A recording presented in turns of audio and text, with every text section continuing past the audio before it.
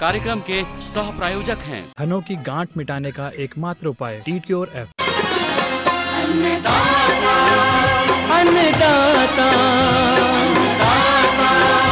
अन्नदाता नीत तुम्हारा अन्नदाता, पग पग पर है संग तुम्हारे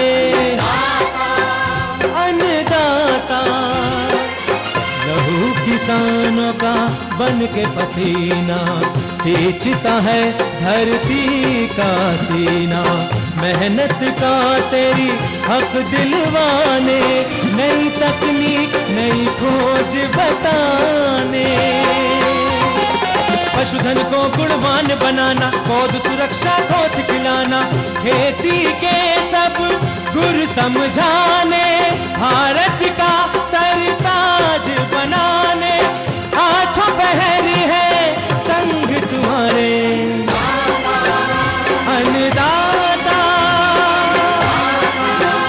अन्नदाता।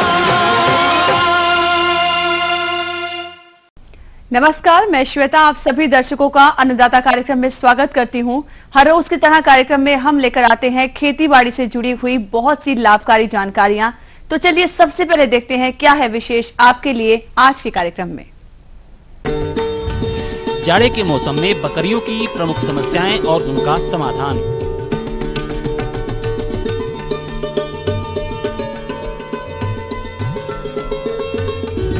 आंवला फलों की तुड़ाई के समय व पश्चात सावधानियां।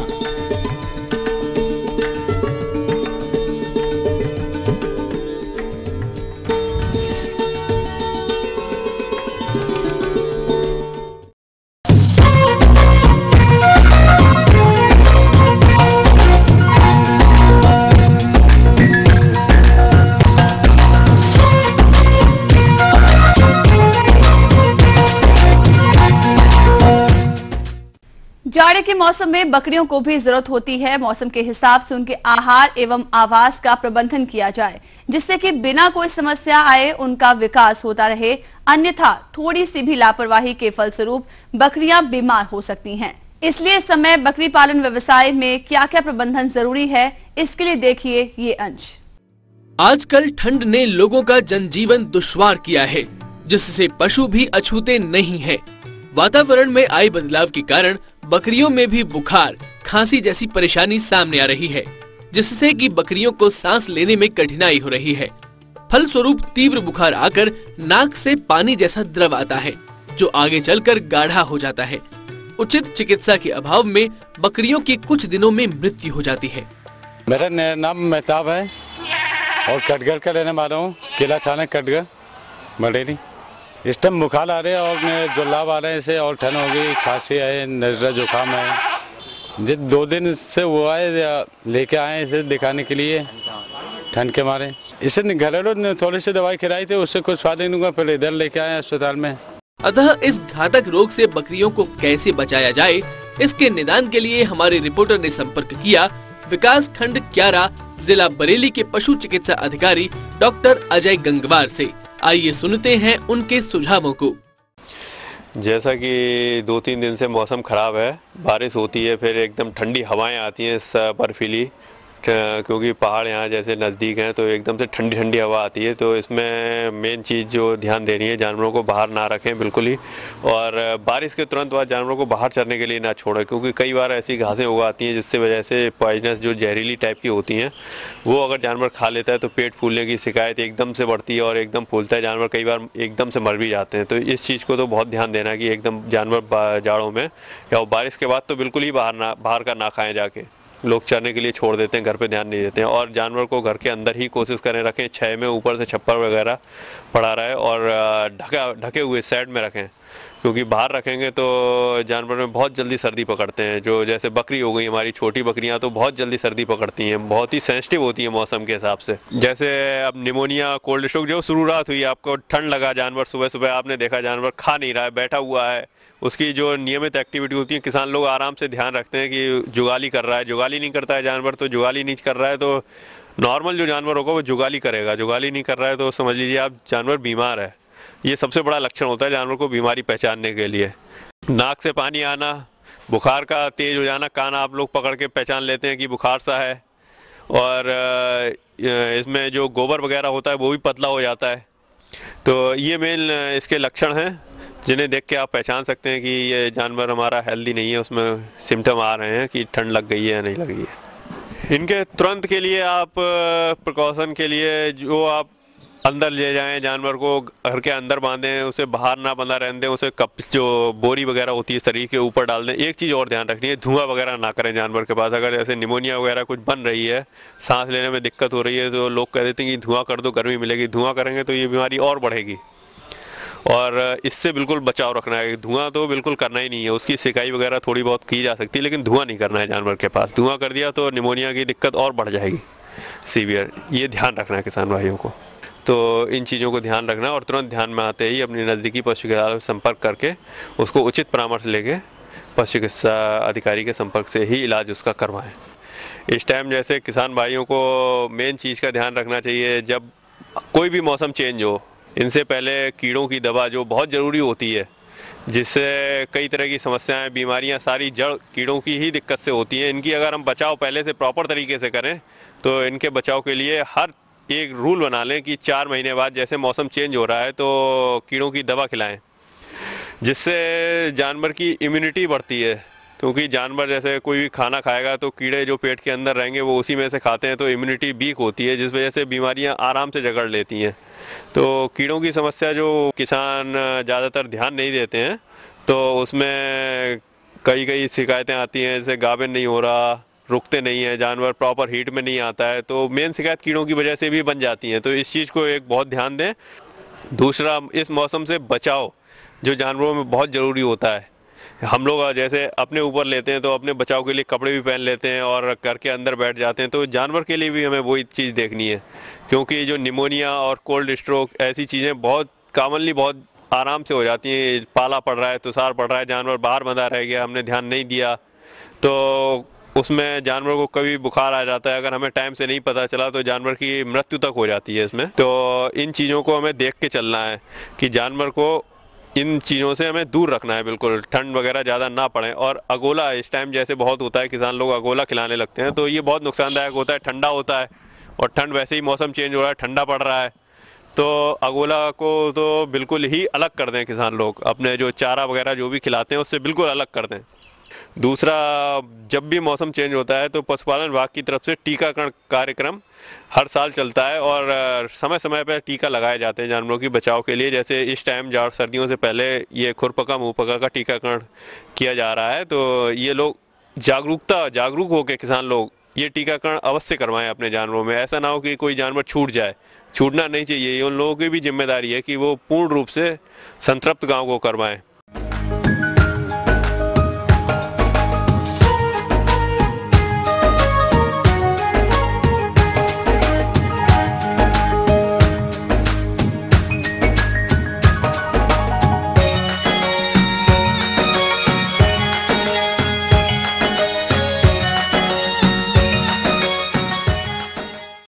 अपने प्रदेश में प्रतापगढ़, सुल्तानपुर, रायबरेली जिलों में आंवला की बागवानी बड़े क्षेत्रफल पर देखे जा सकते हैं। चूंकि इस समय फलन वाले आंवला के बाग में फल की तुड़ाई का कार्य चल रहा है और इस समय तुड़ाई एवं तुड़ाई पश्चात किए जाने वाले प्रबंधन कार्यों को सही तरीके से करके ही आप अधिक मूल्य प्राप्त कर सकते हैं। तो क्या है आंवला फल तुड़ाई के समय ध्यान देने योग्य बातें, इसकी जानकारी हेतु देखिए कार्यक्रम की ये प्रस्तुति। प्रदेश के व्यावसायिक फलोत्पादन की तरफ नजर डालें तो आम, अमरूद, आंवला एवं नींबू वर्गीय फल विशेष रूप से किसानों द्वारा लगाए गए हैं, जिसमें अगर आंवला की बात की जाए तो बुंदेलखंड की कम सिंचित राकड़ भूड़ मृदाओं तथा पूर्वी उत्तर प्रदेश की कम उपजाऊ उसरीली भूमियों में इसकी बागवानी का विशाल क्षेत्रफल है। यह फल वृक्ष किसानों को तो अच्छी आय देता ही है, साथ ही साथ इन फलों के द्वारा तैयार होने वाले सह उत्पाद जैसे आंवला जूस, मुरब्बा इत्यादि प्रदेश में ग्रामीण महिलाओं एवं बेरोजगार युवकों को कुटीर उद्योग स्थापित करने और लाभ कमाने का जरिया बनते हैं। तो यह समय आंवला वृक्षों की मध्यम तथा देर से तैयार होने वाली प्रजातियों के फल परिपक्व होने तथा तुड़ाई हेतु तैयार होने का है। ऐसे में इन फलों की तुड़ाई सही तरीके से कर ग्रेडिंग, पैकिंग इत्यादि में सावधानी रखते हुए अगर आप इन्हें बाजार में भिजवाएंगे तो आपको अच्छी आय प्राप्त होगी। और इसी परिप्रेक्ष्य में हमारे संवाददाता ने संपर्क किया उद्यान विभाग बांदा के उद्यान निरीक्षक लक्ष्मी प्रसाद निगम से। तो उन्होंने इस बारे में क्या कहा, देखते हैं इस अंश के माध्यम से। इस समय किसान भाइयों आंवले की तुड़ाई चल रही है। तुड़ाई के फलस्वरूप इसका आपको विपणन करना है, मार्केटिंग करनी है। इसमें क्या क्या सावधानियां बरती जाएं, इस संबंध में आपसे मैं कुछ बताना चाहूँगा।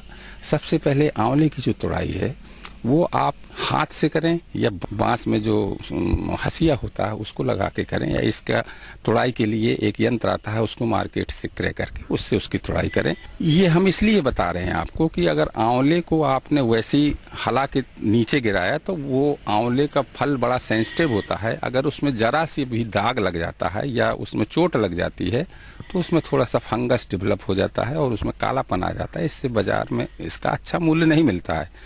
तो आपसे मेरा ये अनुरोध है कि आंवले की तुड़ाई सावधानी पूर्वक आप हाथ से अथवा बांस से करिए। इसके पश्चात उस आंवले को आप स्वच्छ पानी में धोइए। धोने के उपरांत आप इसकी पैकिंग और ग्रेडिंग करिए। सबसे पहले आप ग्रेडिंग करेंगे।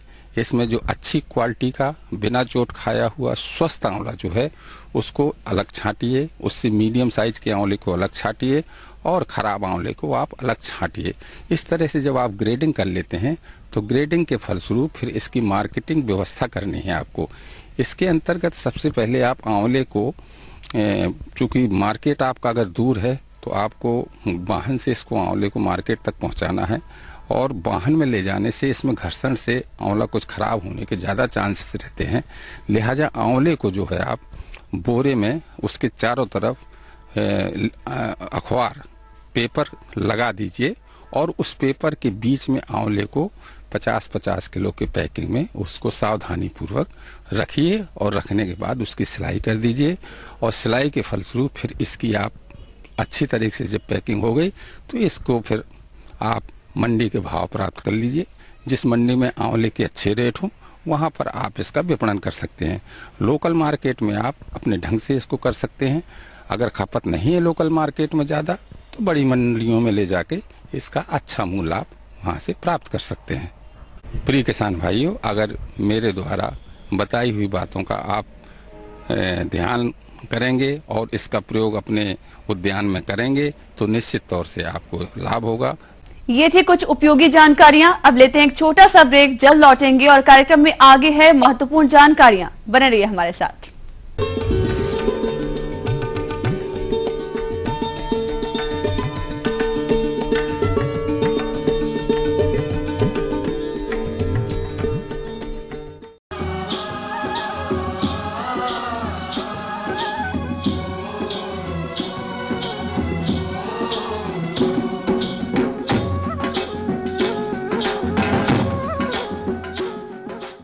ब्रेक के बाद एक बार फिर से आप सभी दर्शकों का अन्नदाता कार्यक्रम में स्वागत है। बढ़ते हैं अगली प्रस्तुति की ओर।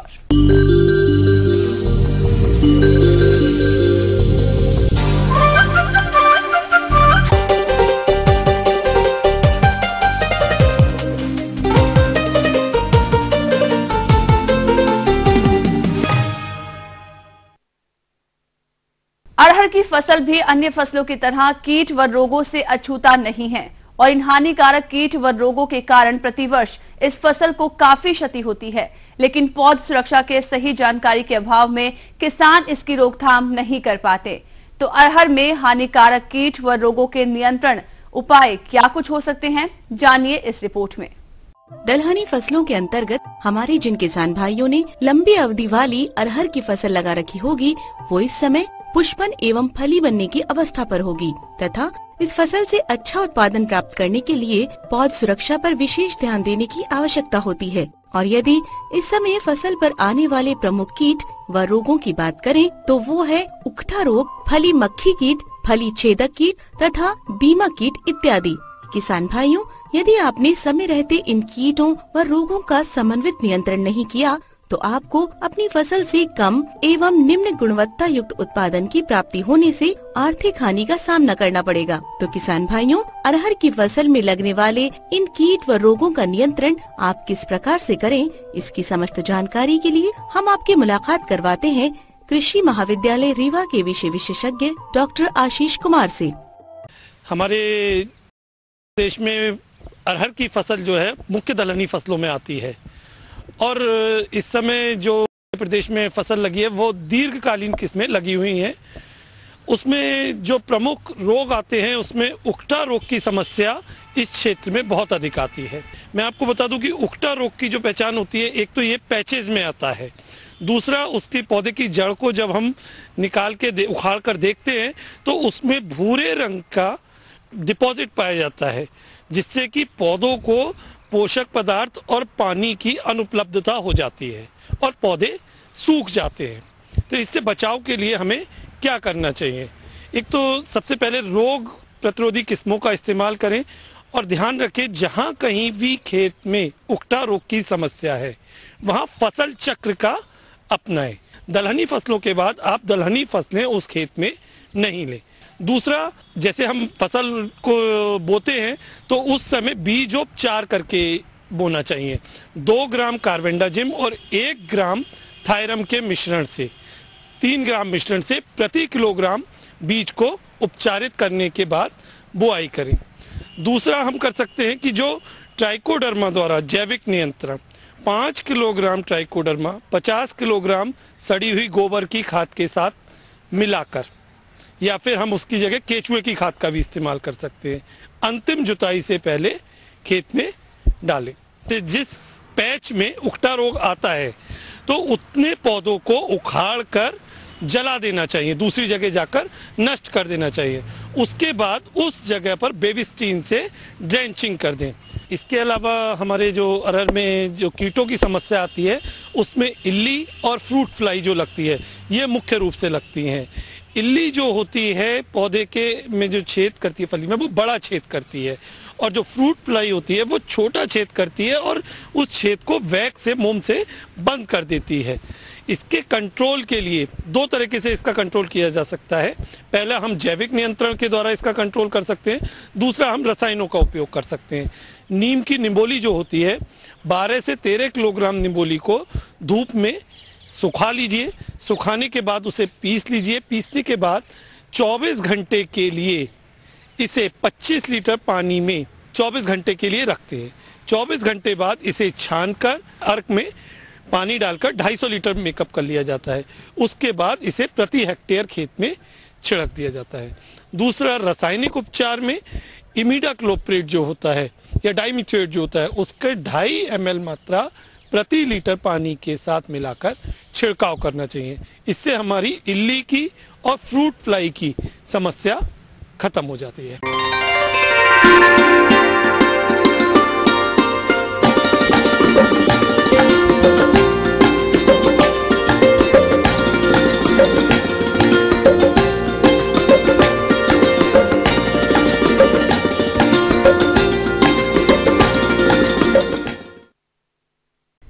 आज के समय में हाईटेक फार्मिंग के तहत कॉर्नेशन फूल की खेती शेडनेट और पॉली हाउस में करके उत्तराखंड के किसान काफी लाभ कमा रहे हैं। फलस्वरूप दूसरे किसानों का भी रुझान इस तरफ बढ़ रहा है जिससे कि वो इसकी खेती कर लाभ कमा सके। तो उन किसानों के लिए प्रस्तुत है कॉर्नेशन फूल की खेती पर ये विशेष अंश। किसान भाइयों, उत्तराखंड क्षेत्र में अच्छी आमदनी के स्रोत के रूप में पॉली हाउस में झरबेरा, डच गुलाब, कार्नेशन फूल के बाद लिलियम फूल की खेती अधिक आमदनी का एक अच्छा स्रोत बनकर उभर रहा है, जिससे क्षेत्र के किसान भाई इन फूलों की खेती की तरफ काफी आकर्षित होकर इन फूलों की खेती अपना रहे हैं। यदि कार्नेशन फूल की खेती की बात करें तो किसान भाइयों को बता देना चाहती हूँ कि इसकी खेती केवल मात्र अपना लेने से ही आपको लाभ नहीं मिल पाएगा, जब तक कि इसकी खेती में रोपण से लेकर फूलों की कटाई तक के कार्यों को सही प्रकार से क्रियान्वित न किया जाए। अतः किसान भाइयों, कार्नेशन फूल की खेती की तकनीक क्या है, इस विषय पर आप लोगों की जानकारी हेतु आज हमने आमंत्रित किया है ग्राम नया गांव, जिला नैनीताल के प्रगतिशील फूल उत्पादक बलबीर सिंह कंबोज को। किसान भाइयों, आज मैं आपको पॉली हाउस में कार्नेशन फ्लावर फूल लगाने की विधि और उसमें की जाने वाली जो सस्य वैज्ञानिक क्रियाएं हैं उसके बारे में कुछ जानकारी दूंगा।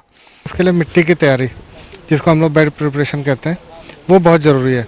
उसके लिए बलुई दोमट मिट्टी करीब 1-1.5 फीट अवेलेबल होनी चाहिए और भुरभुरी, और उसके बाद उसमें धान की भूसी करीब 10% और सड़ा हुआ गोबर की खाद FIM 10 to 20%, 10 से 20%, वो अच्छी तरह मिला के उसके बाद हम लोग उसका फॉर्मलिन से शोधन करते हैं।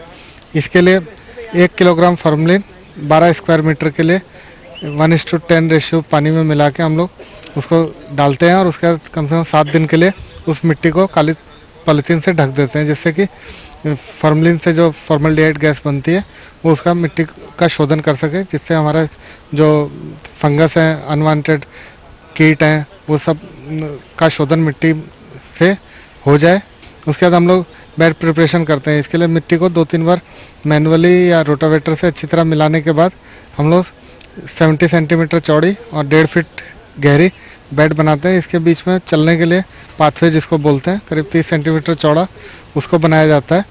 और ये बनाने के बाद हम लोग इस पर ड्रिप लाइन जो कि 1 फीट मतलब 30 इंच की दूरी पे उसमें ड्रिपर लगे होते हैं, इनलाइन ड्रिपर, और ये दोनों ड्रिप लाइन के बीच भी 1 फीट की दूरी 30 सेंटीमीटर रखी जाती है। इसी ड्रिपर के सामने हम लोग पौधे को लगाते हैं।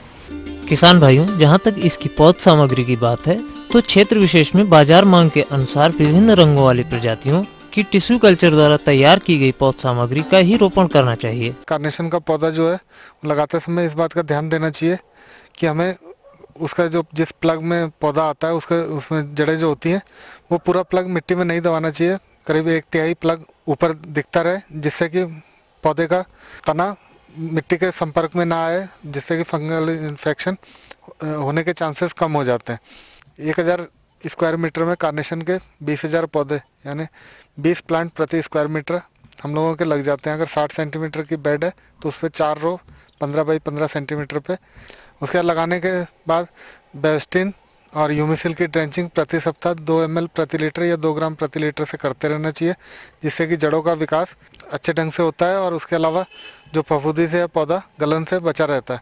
लगभग 21 से 25 दिन का पौधा होने के बाद 4 से 5 जोड़ी पत्तियां छोड़कर हम पौधे को ऊपर से तोड़ देते हैं। इस प्रक्रिया को पिंचिंग कहते हैं। जब हम लोग पिंचिंग करते हैं उसके बाद कैल्शियम नाइट्रेट 1000 स्क्वायर मीटर के लिए 1 किलो हर तीसरे दिन अल्टरनेट डेज में देनी चाहिए। और उसके 1 महीने बाद हम लोग NPK और माइक्रोन्यूट्रिएंट और बोरान, माइक्रोन्यूट्रिएंट में जो बोरान रिच माइक्रोन्यूट्रिएंट है, क्योंकि कार्नेशन के प्लांट को बोरान की ज़्यादा ज़रूरत पड़ती है, तो सप्ताह में 1 बार प्रति 1000 स्क्वायर मीटर के लिए हम लोग करीब 100 ग्राम बोरान और 100 ग्राम माइक्रोन्यूट्रिएंट प्रति सप्ताह देते हैं। इसके अलावा NPK हम लोग 1 किलो अल्टरनेट डेज में कार्नेशन के प्लांट को हार्वेस्टिंग तक देते हैं। हार्वेस्टिंग के बाद पुनः 1 महीने के लिए हम लोग कैल्शियम नाइट्रेट देते हैं, ताकि नए स्प्राउट मजबूत और अधिक से अधिक आ सके। और इसमें पिंचिंग के बाद हम लोग इसमें नेटिंग की जाती है। पहला नेट बेड की ऊंचाई से 4 इंच ऊपर और उसके बाद दूसरा 6 इंच और फिर 8-8 इंच पे जितने नेट की रिक्वायरमेंट हो तने की लंबाई के हिसाब से वो हम लोग लगाते हैं। इस बीच स्टैंडर्ड कार्नेशन में अगर एक शाखा पे 1 से ज़्यादा कलियाँ तो उसमें डिसबडिंग हम लोग करते हैं। केवल एक ही मेन बड को फ्लावर के लिए छोड़ते हैं। फ्लावर काटते समय इस बात का ध्यान देना चाहिए कि कम से कम उस प्रत्येक शाखा पे 2 से 3 जोड़ी पत्तियां हम लोग अगले आने वाली शाखा के लिए छोड़ देते हैं। और कार्नेशन के फूल की कटाई हम लोग टूथब्रश स्टेज पे, जैसा टूथब्रश होता है उस स्टेज पे करके 20 कार्नेशन का एक बंडल बनाते हैं और उसे ऊपर पॉली पैक करके मार्केट में भेजते हैं। और एक पौधा 1 साल में करीब 12 से 15 फ्लावर कार्नेशन के हम लोगों को प्राप्त होते हैं।